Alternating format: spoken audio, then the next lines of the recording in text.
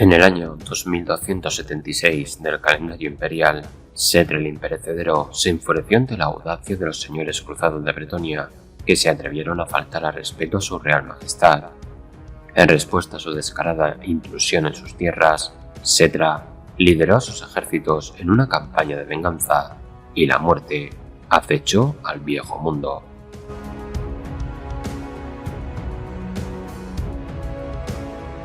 La vanguardia de Sedra, liderada por el príncipe Toletor el Radiante, desembarcó en la Península Negra y se adentró en el interior. Allí, a pesar de la valentía de los señores de los reinos fronterizos, el ejército de muertos vivientes arrasó fácilmente las ciudades fortificadas y las imponentes ciudadelas que se interponían en su camino.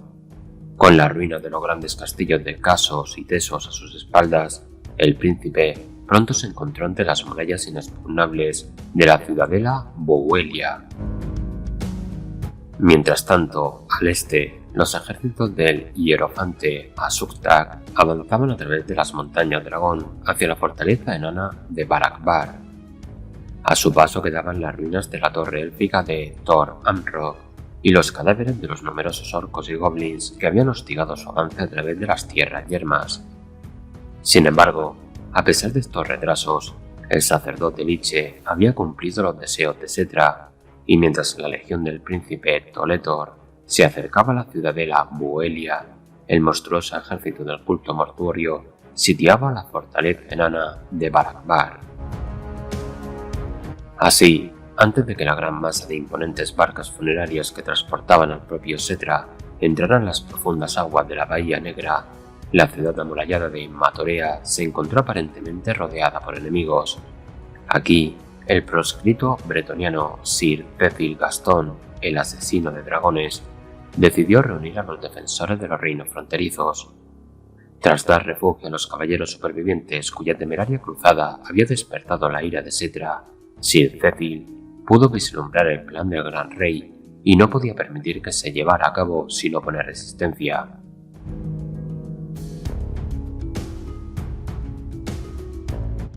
Mientras el asesino de dragones reunía sus ejércitos, los jinetes de su corte galopaban furiosamente hacia el palacio del rey Lowin Mataorcos en la lejana Bastón. Enviados semanas antes, cuando la noticia de que Sedra estaba reuniendo ejércitos llegó por primera vez a oídos de Sir Cecil. Estos jinetes llevaban noticias de las intenciones belicosas del antiguo rey y advertían de las sospechas del exiliado, de que los reinos fronterizos no eran el único objetivo de la ira de Sedra, sino que sería Bretonia la que pagaría el precio más alto para apaciguar tal furia.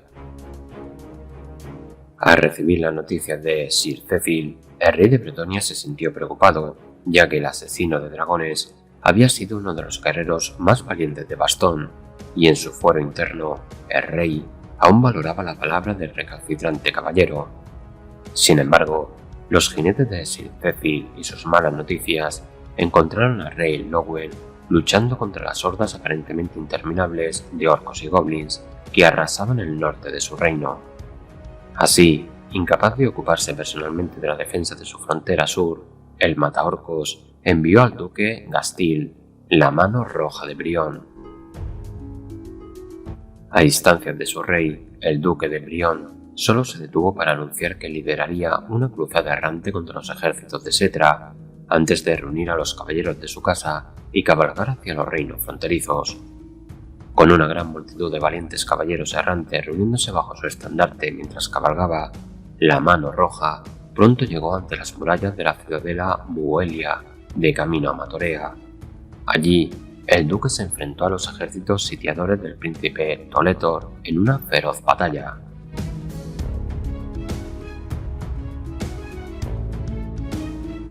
En la confluencia de la carretera de Zandri y la antigua ruta de la seda, los implacables ejércitos del hierofante Asuktar llegaron ante la fortaleza enana de Barakbar, rodeándola y sitiándola. A pesar del tamaño aparentemente pequeño de la fortaleza, el hierofante sabía muy bien que en épocas pasadas los enanos habían escapado profundamente en los imponentes acantilados, creando vastas salas subterráneas y profundos puertos marítimos. Si el objetivo de Asurtag hubiera sido conquistar el poderoso bastión, se habría enfrentado a una tarea verdaderamente desalentadora, pero la conquista no era el objetivo. El propio Setra, el imperecedero, había ordenado a su hierofante que se asegurara de que los potentes buques de guerra acorazados de Bar Akbar no navegaran contra la flota real mientras ésta surcaba las oscuras aguas de la Bahía Negra, y que las tropas de Bar Akbar no marcharan en ayuda de los reinos fronterizos. Así, las fuerzas del culto mortuorio sitiaron en vano una fortaleza inexpugnable. Sin embargo, sin que el hierofante lo supiera, los enanos no se acobardaron dócilmente en el interior, mientras imponentes construcciones y horribles muertos vivientes excavadores asaltaban sus murallas. Las antiguas puertas situadas muy por debajo de los escarpados acantilados se abrieron de par en par para revelar los enormes túneles del submundo, una inmensa red de caminos subterráneos que unían las fortalezas dispersas del reino enano. Por estos túneles se aventuraron mensajeros de pies ligeros, encargados de llevar la noticia de la difícil situación de Bar Akbar a las lejanas fortalezas de las montañas del fin del mundo y las cuevas. Setra había pensado distraer a los enanos de Bar Akbar para que no se involucraran en sus asuntos. En cambio, su agresividad fuera de lugar solo sirvió para que los señores de las montañas se levantaran en defensa de sus fortalezas, incluso antes de que su flota atracara en Matorea.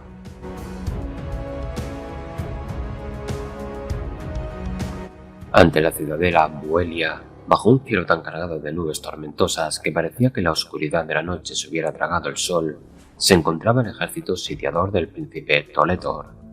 Pero, mientras los no muertos se preparaban para asaltar la imponente fortaleza que tenían ante ellos y derribar murallas que habían resistido durante siglos, sus comandantes no estaban preparados para un contraataque desde el oeste. Así, cuando los caballeros cruzados de Bretonia descendieron sobre las legiones de muertos vivientes, liderados por Gastil, el duque de Brión, y la profetisa de la Dama del Lago, Elise Duchar, su carga los llevó a lo más profundo de las filas enemigas, aplastando a los revividos bajo los cascos de sus poderosos corceles. En el corazón del ejército neecariano, en medio del tumultuoso fragor de la batalla, el duque de Brión se encontró cara a cara con el repugnante Liche que animaba al ejército de muertos vivientes y con el poderoso príncipe funerario que lo comandaba. En un combate brutal, ambos fueron asesinados, cayendo bajo la furia caballeresca de Gastil. Pero la victoria del duque no fue fácil, ya que fue derribado y gravemente herido por el aliento maligno de la montura dracónica del sacerdote Liche. Sin caballo, pero victorioso, el duque no perdió tiempo en celebrar su victoria. Bendecido por la Dama del Lago, Gastil se negó a sucumbir al daño que podría haber matado a un caballero menos valiente. Incluso mientras la Dama Elise invocaba su magia para restaurar sus fuerzas y sus caballeros acababan con los restos de las fuerzas de Toletor, que no se habían desmoronado tras la muerte de su comandante, el duque se puso en pie con dificultad. Reuniendo a su alrededor a sus varones y paladines, la mano roja de Brión ordenó a sus caballeros que se reunieran y se reagruparan a toda prisa, deteniéndose solo para cuidar y dar de beber a sus monturas antes de partir una vez más hacia Matorea.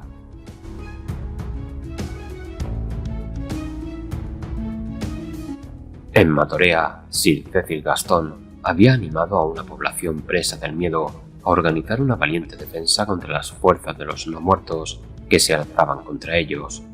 Sus propios guerreros lideraron a los defensores, tomando el mando de los regimientos sitiados e inculcándoles disciplina y valor, preparándolos para resistir un asedio que prometía ser breve y brutal. Bajo un cielo cada vez más oscuro, enormes barcos surgieron de las profundidades y, restaurados por la macabra hechicería de los sacerdotes liches y los necrotectos de Zandri, atravesaron la Bahía Negra. Al estrellarse contra las playas y las murallas del puerto frente a Matorea, estas repugnantes embarcaciones vomitaron su cargamento de carroña por las grandes grietas de sus cascos podridos, mientras las imponentes catapultas de sus cubiertas comenzaban a bombardear las murallas de la ciudad. Durante varios días, Matorea resistió el asalto, pero la resistencia ante la ira de Setra fue inútil.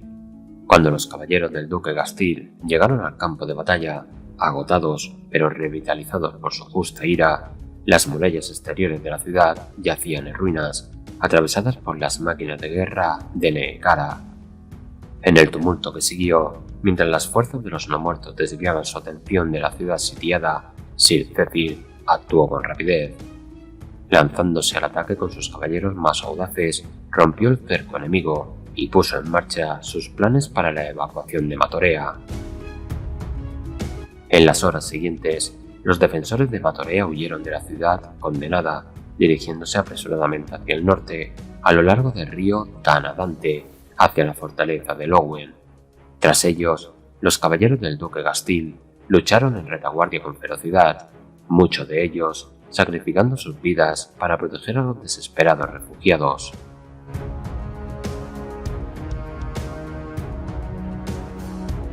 Con el abandono de Matorea, los reinos fronterizos parecían condenados. Las ciudades amuralladas que habían resistido a sus enemigos durante siglos yacían en ruinas, mientras que sus defensores huían hacia el norte, a las boscosas estribaciones de las cuevas. Mientras los perseguía, Setra dividió sus extensas legiones en fuerzas más pequeñas, cada una de las cuales avanzaba hacia una de las muchas fortalezas montañosas y bastiones enanos que se interponían entre ellos y las fronteras meridionales de Bretonia. Si Setra creía que el paso de sus ejércitos por las cuevas iba a ser fácil, estaba muy equivocado.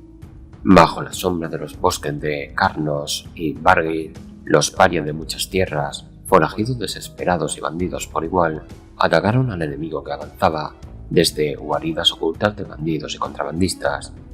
En las estribaciones rocosas, con los imponentes picos de las montañas a sus espaldas, los señores de los reinos fronterizos reunieron a sus milicias mercenarias para enfrentarse a las intimidantes falanges del ejército real de Setra en estrechos pasos.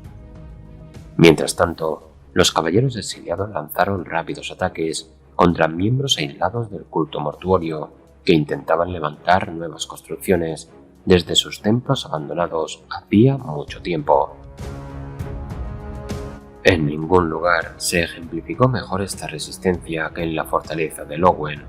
Cuando los refugiados de Matorea entraron en los patios amurallados, se encontraron con la prueba de la astucia del asesino de dragones.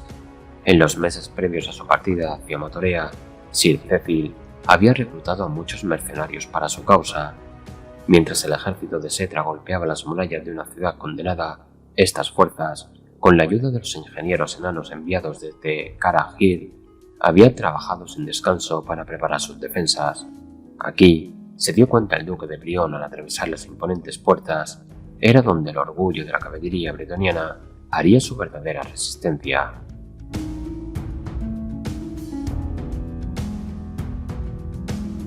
Desde los primeros días del Viejo Mundo, los reinos fronterizos han sido una tierra salvaje y escarpada, enclavados entre los traicioneros picos de las cuevas, la imponente majestuosidad de las montañas del fin del mundo y la árida e inhóspita extensión de las tierras yermas.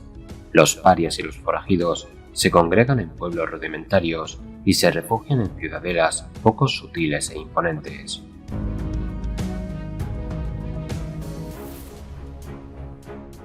Hace mucho tiempo, cuando el poderoso Setra vivía como un dios mortal entre sus temblorosos súbditos, las tierras que más tarde se conocerían como los reinos fronterizos fueron conquistadas por los ejércitos del Gran Rey.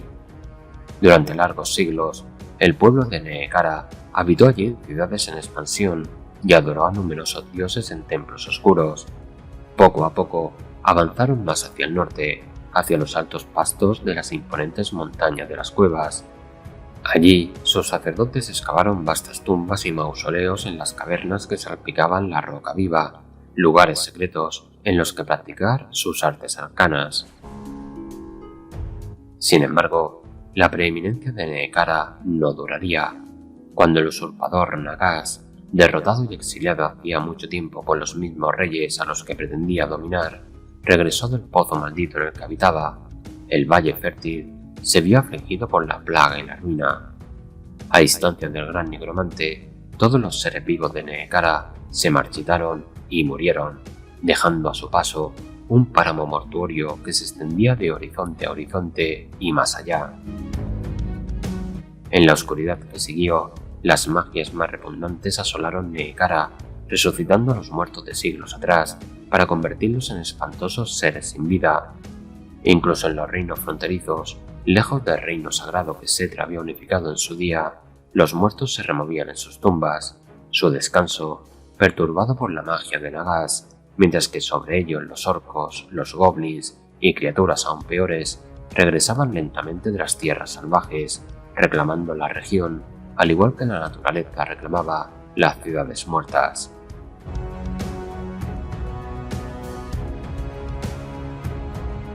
En los siglos que siguieron a la caída de Nehekhara, las tierras bajas al sur de las cuevas se convirtieron en una extensión de las tierras yermas, pobladas únicamente por tribus belicosas de orcos y goblins, una tierra donde incluso los aventureros más audaces del viejo mundo temían adentrarse.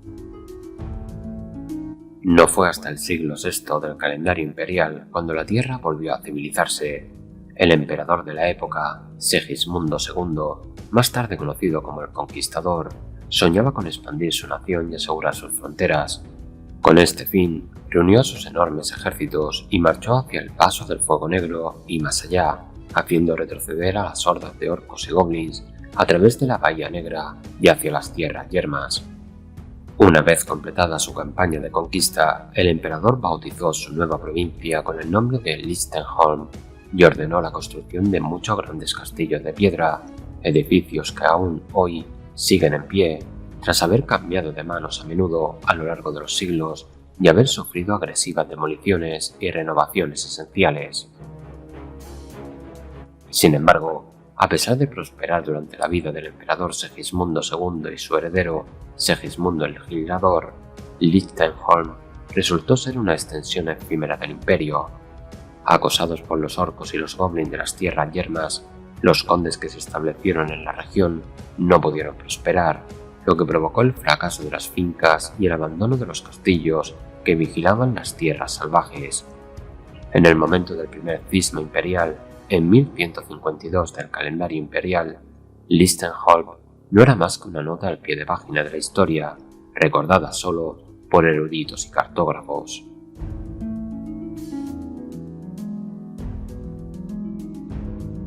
En el año 1448 del calendario imperial, el rey de Bretonia, Luis el Justo, que anteriormente había concedido a las órdenes de caballería del imperio de Sigmar permiso para cruzar sus tierras con el fin de ayudar a Estalia en sus guerras contra los habitantes de las tierras de los muertos, comprometió a sus propios caballeros en la contienda. En 1451 del calendario imperial, cuando llegó a la corte del rey la noticia de que la guerra se había trasladado a la propia tierra de los muertos, comenzó a reunirse otro enorme ejército de caballeros, listo para la lucha. Incapaz de decidir cuál era la mejor manera de llegar rápidamente a Nehekhara, el barón Tibalt Dubois, encargado por su rey de liderar a los cruzados a la guerra, decidió aventurarse hacia el este. Siguiendo el viejo camino enano desde Catarata del Dragón y a través de las cuevas, Dubois esperaba cruzar rápidamente el desierto más allá de las montañas. Desde allí, su ejército cabalgaría hacia el noreste para reunirse con un contingente de caballeros del imperio en la antigua fortaleza enana de Barakbar. Allí asegurarían el paso por la Bahía Negra para finalmente desembarcar en el maldito puerto de Zandri, desde donde llevarían la batalla a las legiones de revividos de Nehekhara. Pero si los bretonianos esperaban encontrar deshabitadas las tierras al sur y al este de las cuevas, estaban muy equivocados. Quizá fue ingenuidad, quizá fue ignorancia del mundo más allá de las fronteras de su hermosa tierra, o quizás fue el deseo de ejercitar sus brazos armados y poner a prueba su temple contra los habitantes de la naturaleza salvaje, lo que inspiró al ejército del barón Tibalt a cabalgar audazmente hacia tierras plagadas de tribus de orcos y goblins. Nadie puede estar seguro. Sea cual sea la razón de tal imprudencia, los cruzados pronto se vieron acosados por todas partes por bandas de orcos ansiosos de combate.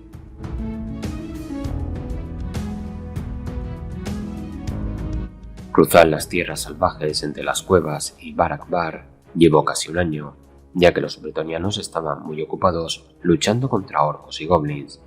Al llegar a la fortaleza enana, los bretonianos se sintieron frustrados al descubrir que sus aliados del imperio se habían marchado hacía muchos meses, y habían continuado su viaje hacia la temible Thandri. Esta frustración se convirtió rápidamente en consternación al saber que la cruzada de su rey a la tierra de los muertos acababa de ser declarada un éxito y que sus compañeros caballeros habían emprendido el arduo viaje de regreso a la bella Bretonia. Mientras el ejército del barón Tybalt se preparaba a regañadientes para volver sobre sus pasos hacia casa, se dieron cuenta de algo. El ejército no se encontraba en vísperas de un omnimonioso viaje de regreso a casa, sino en el umbral de unas tierras inexploradas y pobladas por repugnantes enemigos que esperaban ser vencidos a más no tardar. Razonando que tendrían que cruzar las tierras salvajes de todos modos, muchos caballeros comenzaron a promover la idea de que debían quedarse un tiempo cazando a las repugnantes criaturas que habitaban allí y poniendo orden en la región. Algunos llegaron incluso a sugerir que se recuperaran los castillos en ruinas de los antiguos ocupantes de estas tierras, se reconstruyeran y se repoblaran para que la región pudiera mantenerse segura de forma permanente.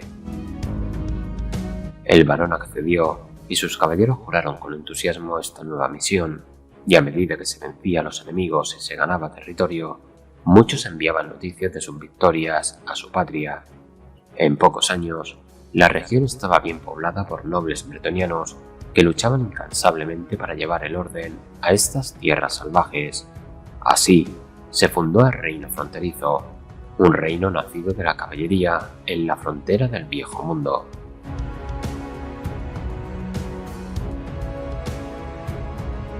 Al norte de los reinos fronterizos, los altos pastos y los profundos valles de las cuevas se encuentran entre las montañas Apuchini en Tilea y las montañas grises que se extienden a lo largo de la frontera entre Bretonia y el Imperio.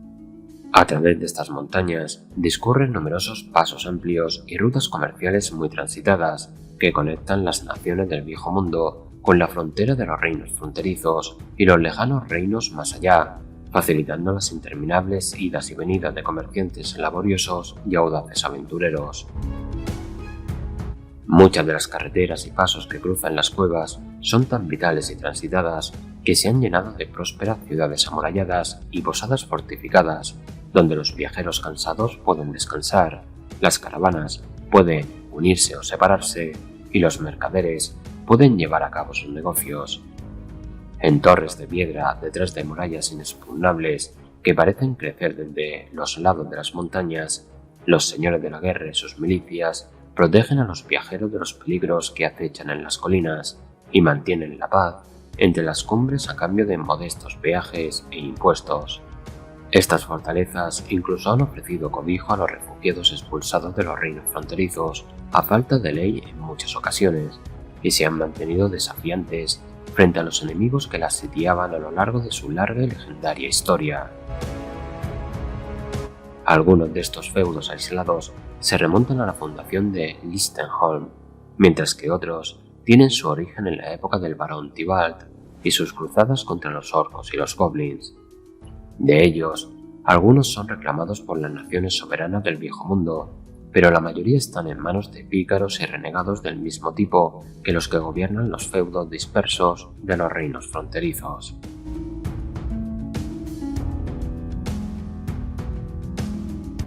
Hace mucho tiempo, cuando enormes terremotos sacudieron los cimientos del viejo mundo y causaron un dolor inconmensurable a los reinos de los enanos, muchos huyeron de sus fortalezas en ruinas en las montañas del fin del mundo y el espinazo del dragón, y buscaron refugio en los profundos valles de las cuevas.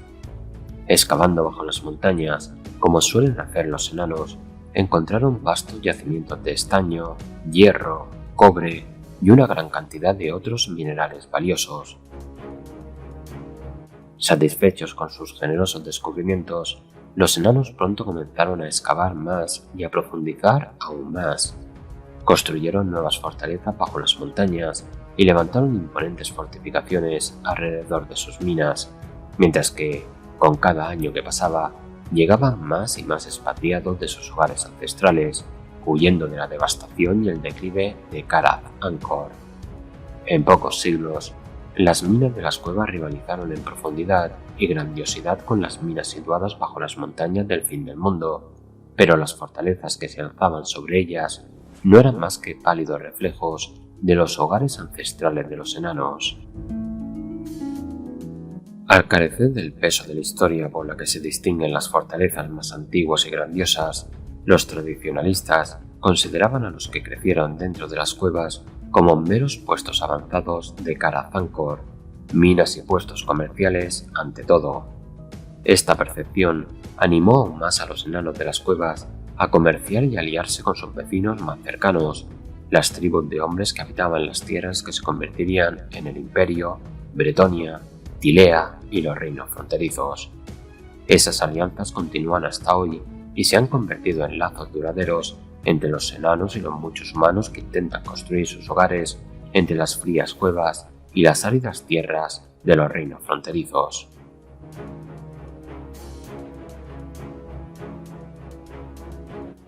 Cuando el invierno descendió sobre la ruina de los reinos fronterizos en 2276 del calendario imperial, los ejércitos de Setrar imperecedero continuaron su implacable avance, dividiéndose por orden del gran rey en fuerzas más pequeñas para poder atravesar mejor los numerosos pasos montañosos de las cuevas.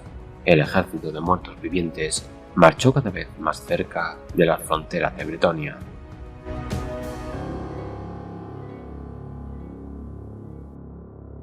A la llegada de los refugiados de Matorea a la fortaleza de Lowen, mientras el duque de Brión y el asesino de dragones se apresuraban a ocuparse de las defensas del castillo, la señora Elise Duchar se dirigió sin escolta hacia el corazón de la antigua fortaleza. Allí, iluminada por una cálida luz que se filtraba a través de las vidrieras situadas en lo alto, encontró una capilla dedicada a la Dama del Lago. Al entrar en la capilla, Elise se detuvo. Al sentir la presencia santificada de la capilla desde lejos, había imaginado encontrar un lugar olvidado y abandonado, cuidado por un paria hosco y poco caballeroso, solo para mantener la apariencia de piedad.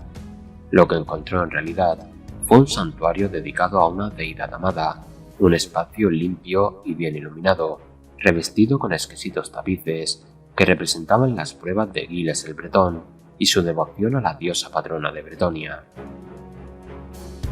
Arrodillándose ante el altar en el centro de la capilla, Elise se sintió invadida por la presencia de la dama a su alrededor. Aquí, en una fea fortaleza construida mucho más allá de las fronteras de la bella Bretonia por señores de la guerra impíos, un caballero de dudosa honorabilidad había construido un santuario dedicado a la caballería. Mientras rezaba, Elise sintió como el poder de la dama se expandía a su alrededor, infundiendo a la antigua fortaleza una calidez y una fuerza que revitalizaban a los guerreros agotados que ahora la llenaban. Incluso cuando los ejércitos de los revividos se acercaran, esta fortaleza sagrada se mantendría inquebrantable, ralentizando el avance de Setrar y frustrando sus planes.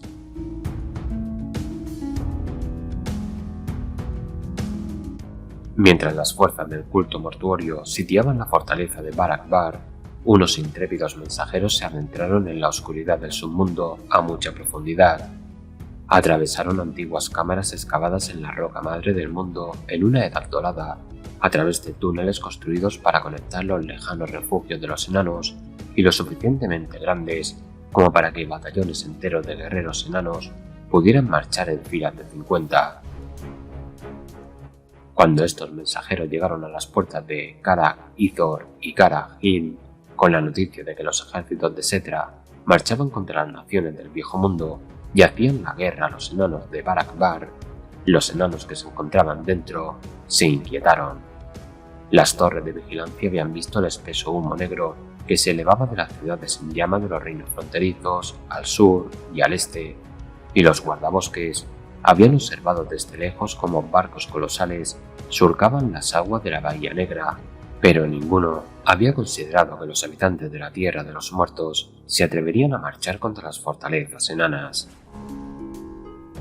En respuesta, los reyes de estas fortalezas convocaron a sus vasallos. Al escuchar a los mensajeros de Barak Bar y los informes de los curtidos exploradores, los enanos se indignaron ante la idea de esconderse tras los robustos muros de sus fortalezas, mientras las fuerzas del mal invadían las montañas. Por unanimidad, los señores de Karak Ithor y Karak Hill juraron reunir a sus clanes congregar a sus multitudes y marchar al encuentro de las legiones de Nehekhara en el campo de batalla.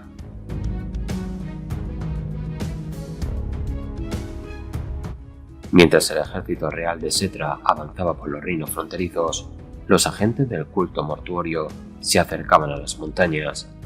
Batallones de guerreros esqueléticos flanqueados por las imponentes figuras de los Upsati, los caballeros de la necrópolis y las necroesfinges envueltas en sombras, marchaban en inquietante sincronía bajo la severa mirada de los sacerdotes liches, mientras que los escorpiones de tumba y las manadas de serpientes necrófagas se arrastraban y excavaban por delante. Avanzando por el paso del diente invernal y la carretera Trantio, siguiendo los ríos Limnaya, Tanadante y Treblet hasta las estribaciones de las cuevas, las bandas guerreras lideradas por los sacerdotes liche se extendieron. Allí donde estas bandas se encontraban con enemigos, ya fueran bandas de forajidos y compañías mercenarias refugiadas en las montañas, o la vanguardia de las multitudes enanas de Karak-Ithor y Karak-Him, estallaban brutales batallas. Cuando el avance de los no muertos los llevó a ciudadelas amuralladas y fortalezas, estas fueron sitiadas y con demasiada frecuencia rápidamente invadidas. Sin embargo, a pesar de sus éxitos, el avance de los ejércitos de los no muertos era lento, ya que los sacerdotes del culto mortuorio tenían sus propios planes. Hacía mucho tiempo, en estas mismas montañas, se habían construido muchos templos y en sus cámaras ocultas se escondían secretos olvidados, secretos que se habían perdido con la caída del que fuera el gran imperio de Nehekhara.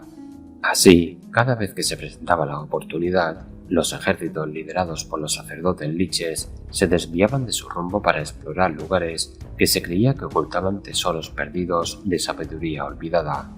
Mientras hordas de muertos vivientes trabajaban sin descanso para excavar esas cámaras olvidadas, los sacerdotes que los comandaban se deleitaban con avidez en los tesoros desenterrados que se encontraban ante ellos y se regodeaban con sus hallazgos.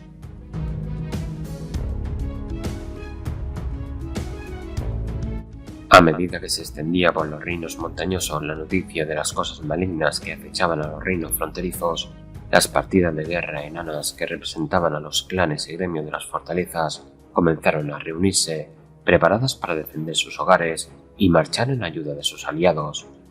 Al frente de estas multitudes iban un gran número de miembros del culto de los matadores, obligados por juramento a buscar y combatir a las criaturas malignas en penitencia por sus errores pasados. Estos guerreros de Grimnir acechaban las montañas cazando trolls y se sintieron atraídos por la oscuridad y el estruendo de la batalla que se cernía sobre los reinos fronterizos como las polillas se sienten atraídas por el resplandor de una linterna. Mientras estos berserkers errantes se dirigían hacia el tumulto, muchos atravesaron el valle de Yedvin, al norte de la próspera mina de Kafid Gentath, en la que se encontraba Kadar Heldgad, un santuario dedicado al dios guerrero Grimnir, cuya grandeza solo era superada por Karak Kadrin, la torre de los matadores. Aquí hicieron una pausa, algunos para pasar el tiempo en tranquila contemplación de su destino en la oscuridad del corazón del santuario, otros para cuidar y afilar sus armas en las forjas de Grimnir.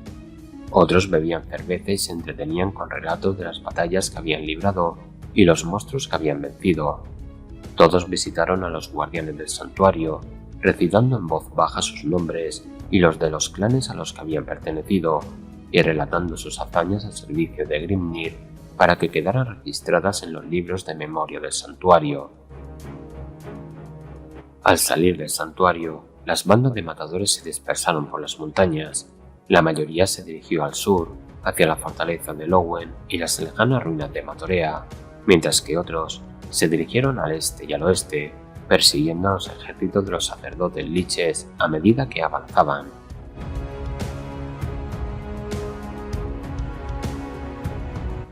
A medida que el año llegaba a su fin, el inexorable avance de los no muertos continuaba, incluso ante la furiosa resistencia de los habitantes de las cuevas. Obligados a marchar a la guerra durante los largos y fríos meses de invierno, los defensores de las cuevas se debilitaron aún más con cada derrota que sufrían. Cada enfrentamiento veía cómo los ejércitos de los numerosos señores de la guerra que gobernaban la región se reducían aún más, y el derrumbe de antiguas fortalezas dejaba a los supervivientes con cada vez menos refugios seguros en los que protegerse del insoportable frío y de los implacables no muertos. Incluso la poderosa Karak Ithor se vio asfixiada por los enemigos que la sitiaban, la furia de su artillería desafiada por oleadas de atacantes y las protecciones rúnicas que hacían que sus alas inferiores fueran prácticamente inexpugnables, amenazadas por las construcciones excavadoras de los sacerdotes liches. Por el contrario, cada victoria parecía envalentonar a los ejércitos de Nehekhara.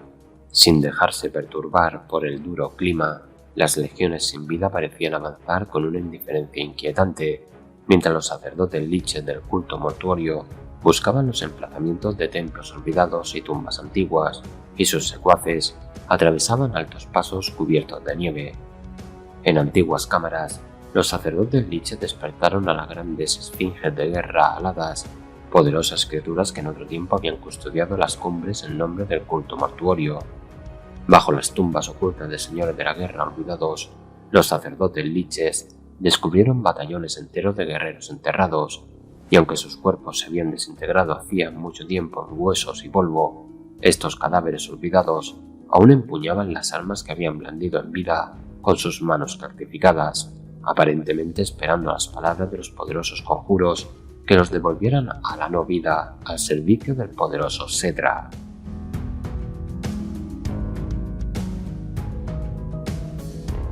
Cuando el sol del verano comenzó a calentar las cuevas y con el año 2277 del calendario imperial ya a la vista, la vanguardia de los ejércitos de Sedra se situó finalmente en el paso de Montdidier, en las mismas puertas de Bretonia.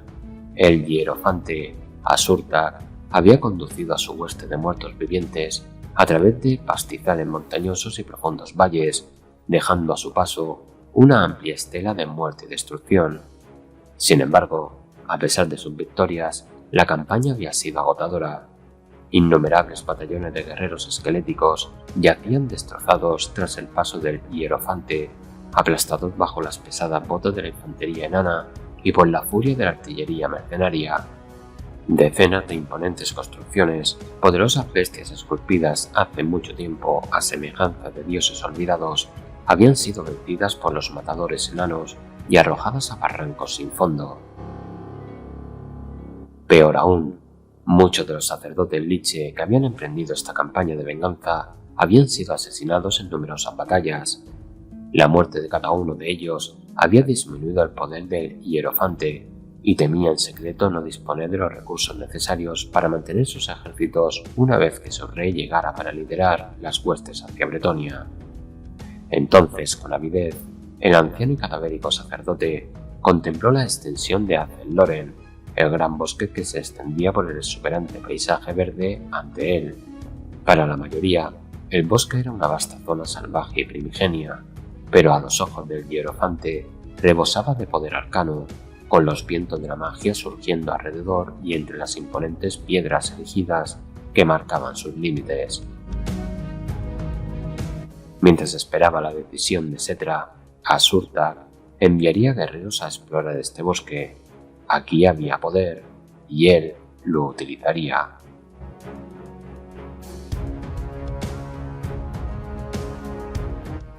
A cientos de kilómetros al sur y al este del paso de Montdidier, sin que el hierofante Asurtag y sus secuaces lo supieran, el poderoso Sedra se había visto envuelto en una guerra de desgaste y en el asedio de un castillo que no daba señales de sucumbir. En la fortaleza de Lowen, el gran rey de Nehekhara había pensado jugar con los vástagos de Bretonia, que habían desafiado su voluntad en la ciudadela de Buelia y Matorea, antes de derribar los endebles muros tras los que se escondían y pasarlos a cuchillo. En realidad, había descubierto que la antigua fortaleza era prácticamente inexpugnable, mientras que sus defensores mostraban un estoicismo notable ante su ira y luchaban con un heroísmo exasperante. Construida en siglos pasados por los señores de la guerra de Lichtenholm, los cimientos de la antigua fortaleza eran profundos, mientras que las imponentes murallas construidas por los enanos parecían prácticamente impenetrables para la artillería del enemigo. Desde que pasó a manos de un señor de Bretonia, cuando el barón Thibault du Bois conquistó la región, y tras haber servido como morada de una sucesión de caballeros bretonianos en los siglos posteriores, la fortaleza se había ampliado en numerosas ocasiones. Cada nueva fase de construcción y ampliación había ido acompañada de ceremonias y rituales que santificaban el terreno sobre el que se alzaba la fortaleza y la piedra con la que estaba construida la Dama del Lago, la deidad protectora de Bretonia. Más recientemente, con la ayuda de los numerosos hechiceros mercenarios y magos a sueldo de Sir Cecil Gaston, Lady Elise Truchard había cubierto el antiguo castillo con la fuerza y la pureza de la Dama del Lago mediante sus propios rituales y oraciones. Hasta ahora, la magia de los secuaces de Setra había sido incapaz de atravesar los muros de la fortaleza. Muy por debajo de la fría tierra, donde se escondían los escorpiones de las tumbas, las serpientes necrófagas y los acechadores sepulcrales, la magia de la hechicera bretoniana debilitaba a los secuaces de Setra, inmovilizándolos y convirtiendo sus cuerpos en polvo. En los cielos sobre la fortaleza, donde bandadas de carroñeros revoloteaban alrededor de las inmensas siluetas de los dragones óseos necrolíticos, el aire crepitaba con un poder que mantenía a raya a las criaturas. Peor aún, las inmensas murallas de la fortaleza habían resistido los ataques de las imponentes necroesfinges y los colosos gigantes de hueso que acompañaban al ejército real de Setra, lo que obligó al gran rey a cambiar su plan de ataque, y esperó impacientemente mientras largas caravanas de trabajadores esqueléticos arrastraban sus máquinas de guerra desde las cubiertas de los barcos amarrados en las aguas frente a Matorea. Este lento proceso se vio aún más dificultado por los señores de la guerra de los reinos fronterizos, ya que, tras la llegada de Setra, muchos habían regresado de sus escondites para reclamar sus insignificantes feudos de entre las ruinas. Incluso cuando sus máquinas de guerra fueron arrastradas hasta su posición frente al antiguo castillo, Setra se sintió aún más frustrado por la llegada de los enanos de Caragil.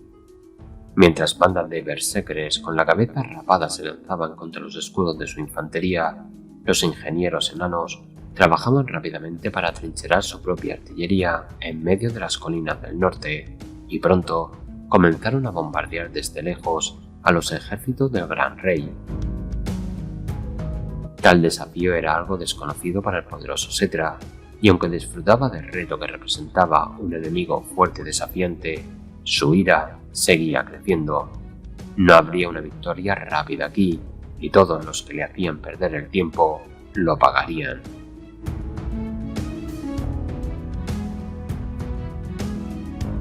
Cuando el gran rey de Neekara, Setra el Imperecedero, comenzó su guerra en 2276, los reinos dispersos de los reinos fronterizos se interponían directamente en su camino.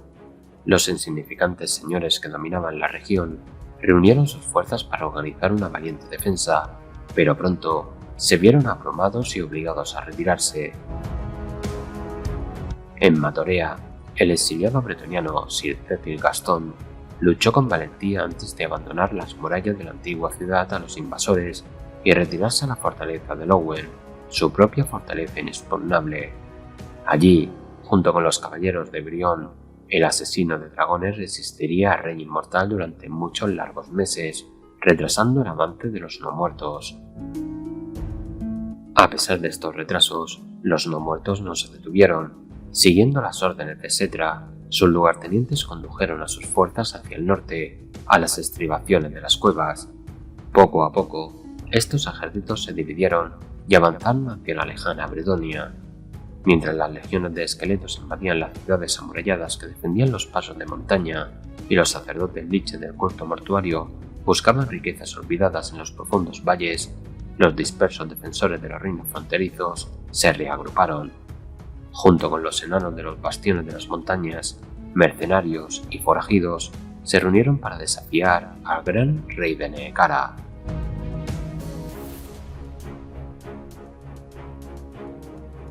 En épocas remotas, el poderoso Setra el Imperecedero, Kemrikara y comandante de las Legiones Doradas, extendió la frontera del Valle Fértil mucho más allá del mundo conocido.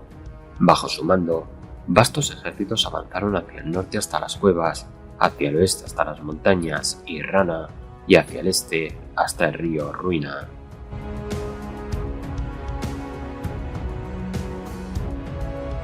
Allí donde iban los ejércitos de Nehekhara, conquistaban, llevando consigo la artesanía, la ciencia y las creencias de su imponente civilización. Sin embargo, tales conquistas no se ganaron fácilmente, ya que muchos fueron los señores de la guerra y reyes menores que se negaron a inclinarse ante Setra, y un sinfín de guerreros desafiaron a sus ejércitos en el campo de batalla. Setra respondió a tal desafío de forma despiadada, aplastando a sus enemigos y masacrando a sus soldados y súbditos hasta que todo rastro de rebelión quedó borrado por la sangre derramada.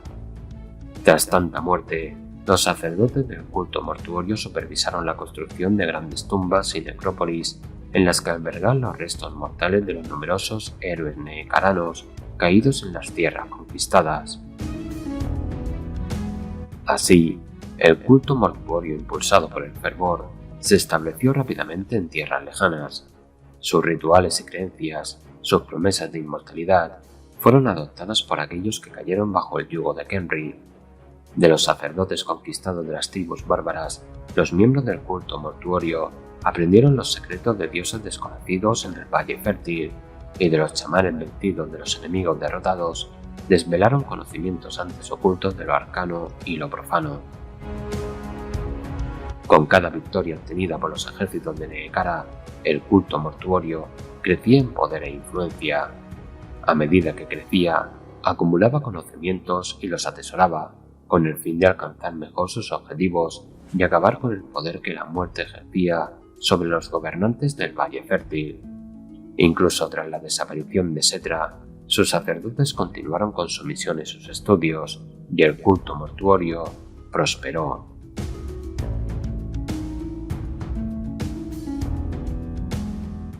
A medida que la influencia del culto mortuorio se extendía por las numerosas dinastías de la antigua Nehekhara, sus sacerdotes recurrieron al secretismo y al engaño.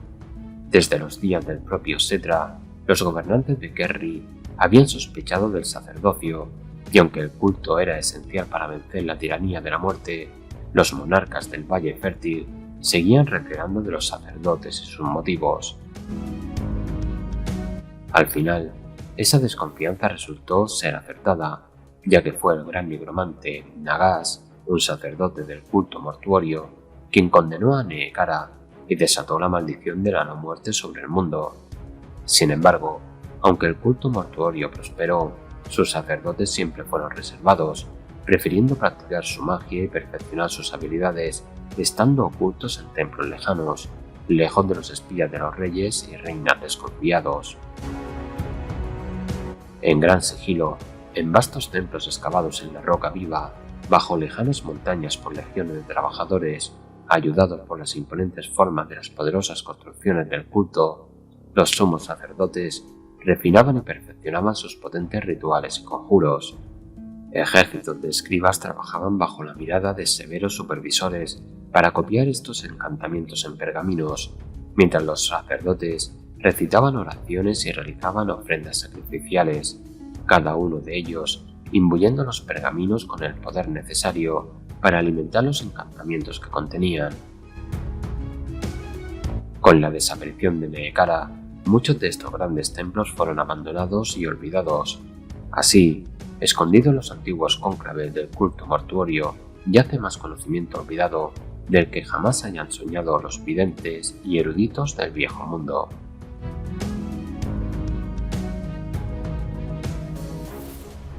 Los sacerdotes funerarios de la antigua Nehekhara eran los guardianes de vastos repositorios de conocimiento arcano, seres que en otro tiempo fueron vitales y que recorrían sin miedo los campos de batalla del mundo de leyenda.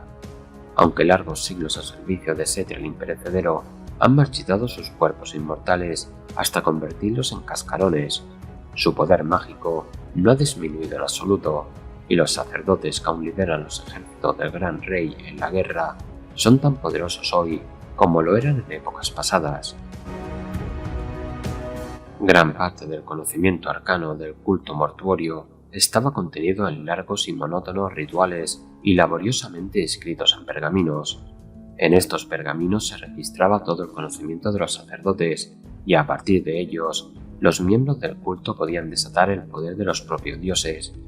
Para manejar tal poder, los sacerdotes crearon numerosos artefactos, objetos intrincadamente elaborados de gran poder que les ayudaban en sus esfuerzos mágicos y magnificaban el poder que ejercían sobre los vivos y los muertos.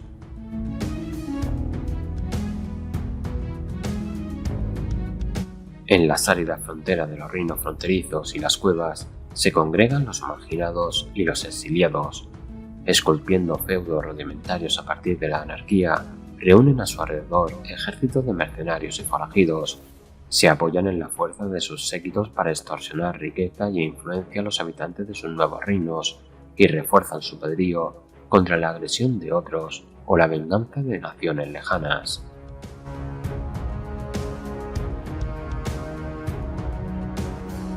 La mayoría de los que llegan a los reinos fronterizos no lo hacen por elección, sino por necesidad.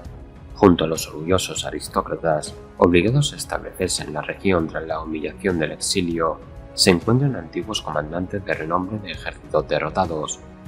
Eruditos desacreditados y videntes místicos de lejanas sedes de aprendizaje buscan refugio en cortes renegadas, mientras bandas de bandidos desesperados devastan los caminos. En consecuencia, nunca faltan vagabundos y holgazanes en los reinos fronterizos, gente que en otro tiempo ejerció un gran poder, pero que ahora debe sobrevivir a terribles penurias.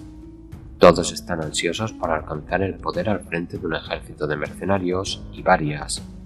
Todos están dispuestos a luchar por la supremacía en medio de la anarquía.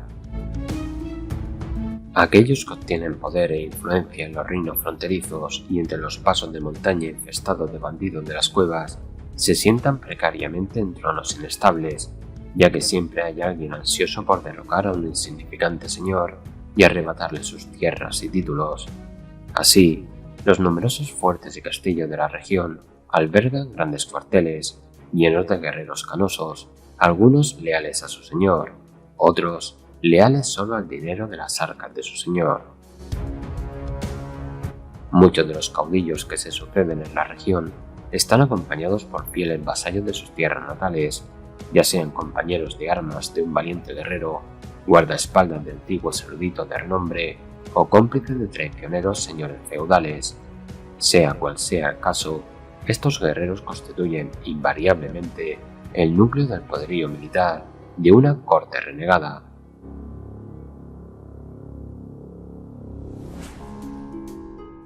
Ya sea por nostalgia sentimental o por hábitos arraigados, los gobernantes de los reinos fronterizos y los colonos de las cuevas intentan invariablemente imponer las costumbres de sus antiguos hogares en sus nuevos reinos. Así, mientras que los que habitan en antiguas ciudades amuralladas bajo la sombra de robustas fortalezas tardan en adoptar las costumbres de sus gobernantes, especialmente los que han llegado recientemente con sangre y violencia, las milicias que estos señores levantan suelen parecerse mucho a los ejércitos de sus países de origen. Las compañías mercenarias tienden a agruparse bajo las banderas de los exiliados de sus antiguas patrias. Siempre que es posible, estas compañías mercenarias, ya sean audaces mercenarios ávidos de batalla y gloria, o traicioneros desertores que han huido de algún lejano campo de batalla, están deseosas de conseguir empleo al servicio de un compatriota.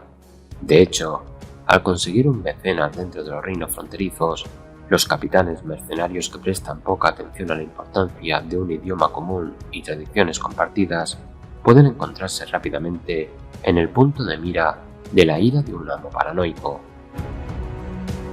De este modo, los señores de los reinos fronterizos a menudo crean ejércitos de considerable poderío, moldeados a imagen y semejanza de los ejércitos que luchan para defender las grandes naciones del viejo mundo. Invariablemente, estos ejércitos incluyen una amplia gama de tropas eclécticas e inusuales que luchan junto a mercenarios experimentados y veteranos de campaña. Con estos ejércitos, las cortes renegadas de los rincones más devastados por la guerra del viejo mundo se defienden de sus rivales y se protegen de las fuerzas malignas que se han reunido contra ellas.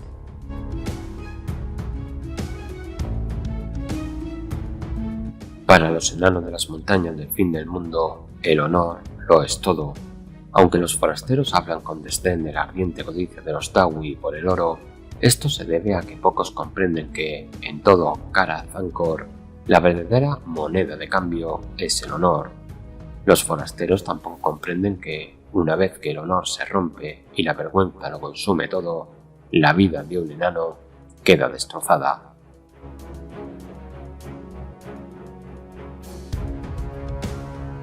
Hace mucho tiempo, cuando las grandes tormentas del caos sumieron al mundo en la ruina, el ancestro Grimnir se entristeció por la carga que se le había impuesto, ya que se le había encomendado la tarea de defender a su pueblo contra las legiones demoníacas, y aunque obtuvo muchas grandes victorias, el precio de cada una de ellas fue la sangre de los enanos. Para aliviar su dolor, Grimnir juró viajar al norte, encontrar el portal destrozado de los ancestrales que conducía a la Éter y matar a los dioses del caos que acechaban más allá de él. Para prepararse, Grimnir dejó a un lado su armadura, se cortó la barba con unas tijeras toscas y se afeitó las sienes, antes de coger grasa animal y peinar su cabello hacia arriba, formando una temible cresta. Por último, encadenó sus hachas a sus muñecas, asegurándose de que no las soltaría mientras aún tuviera aliento en sus pulmones. Una vez realizados sus toscos preparativos, Grimnir partió de su fortaleza, desapareciendo en la historia y la leyenda. Nadie sabe qué fue de Grimnir, pero su sacrificio recordado y su pérdida está registrada como uno de los rencores más atroces contra los poderes ruinosos y sus secuaces demoníacos. Desde aquellos fatídicos días de leyenda, innumerables enanos han seguido el ejemplo de Grimnir cuando han sufrido una vergüenza, culpa o dolor insuperables. Haciendo votos vinculantes de abandonar a sus familiares y renunciar a las comodidades del hogar, vagan por los entornos salvajes del mundo en busca de monstruos despiadados y enemigos dignos a los que matar en combate, sin descansar hasta que la muerte los reclame y sus cargas se alivien.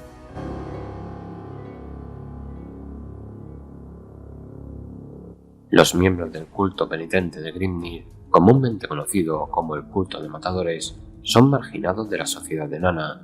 No se rigen por los códigos morales y culturales que guían a la mayoría de los enanos. En consecuencia, la mayoría de los enanos tratan a los matadores con una extraña mezcla de simpatía y temor. Simpatía por el peso del sufrimiento tácito que les agobia, y temor por su merecida reputación de berserkers malhumorados, ajenos a la moralidad y la razón. Sus votos les prohíben volver al seno de su familia en esta vida y están obligados por juramento a buscar enemigos cada vez más peligrosos y mortíferos a los que matar, lo que hace que muchos se vuelvan melancólicos y nihilistas, anticipando el día en que encontrarán su perdición en la batalla y se reunirán con sus seres queridos en los salones de los ancestros. Así, la batalla y la destrucción se convierten en la única constante en sus vidas, mientras buscan vengar los agravios del pasado contra su especie y al mismo tiempo proteger a las generaciones futuras de las depredaciones de las bestias malvadas que matan. Quizás no sea de extrañar que los matadores tengan un aspecto extraño, con barbas rapadas y cabellos extravagantes, a menudo teñidos para imitar el pelo rojo fuego de Grimnir. Visten de forma tosca y llevan poca armadura, prefiriendo decorar su piel con tatuajes y pinturas de guerra. Son fácilmente reconocibles tanto para los enanos como para otras razas, y cuando se acercan a las estoicas filas de un ejército preparado para la batalla, los guerreros experimentados se apartan sin decir palabra, seguros de que su presencia será bienvenida en medio del derramamiento de sangre que se avecina.